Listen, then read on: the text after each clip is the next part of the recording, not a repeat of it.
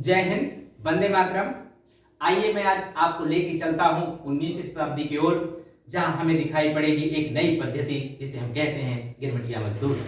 और ये गिरमिटिया जो मजदूर हैं, इनको हिंदुस्तान से विभिन्न देशों में ले जाया जाता था। क्यों ले जाया जाता था? तो इनको गिरमिटिया क्यों कहा जा रहा था? इनको इसीलिए गिरमिटिया कहा जा रहा था क्योंकि इनके साथ एक विशेष प्रकार का अनुबंध कराया जाता था और उस अनुबंध के माध्यम से इनको दुनिया के अन्य देशों में काम के लिए ले जाया जाता था।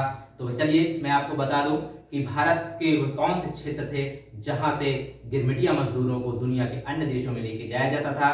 तो भारत के वह उत्तर पूर्वी मतलब उत्तर प्रदेश का जो पूर्वी क्षेत्र है वहां के लोगों को अनुबंध किया जा रहा था, बिहार के लोगों को अनुबंध किया जा रहा था, मध्य प्रदेश के लोगों को अनुबंधित किया जा रहा था और वहीं तमिलनाडु का जो कुछ सूखा क्षेत्र या सूखा जो इलाके थे वहां के रहने वाले प्रमुख जो किसान थे, जो मजदूर थे, उनको अनुबंध के रूप में दुनिया के अन्य देशों में लेके जाया जा रहा था और इन्हीं अनुबंधित मजदूरों को गिरमिटिया मजदूर के रूप में पुकारा जा रहा था। तो आइए मैं आपको लेके चलता हूं कि वह कौन कौन से देश थे जहां हिंदुस्तान से इन क्षेत्रों से गिरमिटिया मजदूर को ले जाया जा रहा था। तो आइए एक नजर डालते हैं गिरमिटिया मजदूर को, जो उत्तर पूर्वी उत्तर प्रदेश के पूर्वी भाग से और बिहार से और मध्य प्रदेश से तथा तमिलनाडु के सूखा वाले क्षेत्रों से जो अनुबंधित मजदूरों को ले जाया जा रहा था वह इन विभिन्न देशों में ले जाया जा रहा था। तो आइए मैं एक नजर डालता हूँ इन विभिन्न देशों की ओर। तो पहला देश है त्रिनिदाद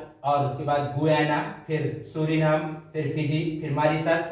एक बार पुनः हमारे साथ आप दोहराइए कि जो गिरमिटिया मजदूर थे उनको किन देशों में ले जाया जाता था भारत से। तो पहला है त्रिनिदाद, फिर गुयाना, उसके बाद सूरीनाम, फिर फिजी, फिर मॉरिशस। इस तरह से इन विभिन्न देशों में हमारे देश के गिरमिटिया मजदूरों को अनुबंधित रूप से ले जाया जाता था।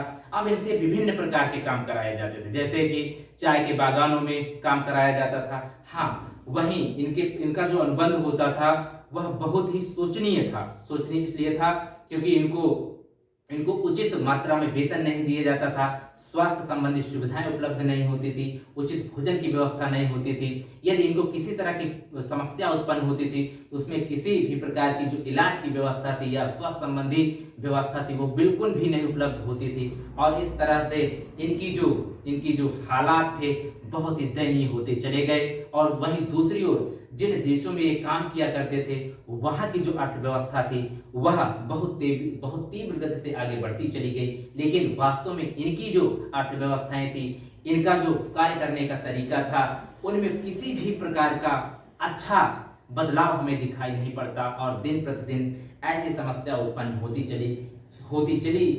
चली गई, जिसमें एक दिन इन मजदूरों का स्वतः ही धीरे धीरे अंत होता चला गया और इन देशों की जो अर्थव्यवस्थाएं थी वह भी पूरी तरह से बर्बाद हो गई। लेकिन वहीं दूसरी ओर उन देशों की अर्थव्यवस्थाएं बहुत ही ठीक हो गई जहां पर ये मजदूर काम किया करते थे।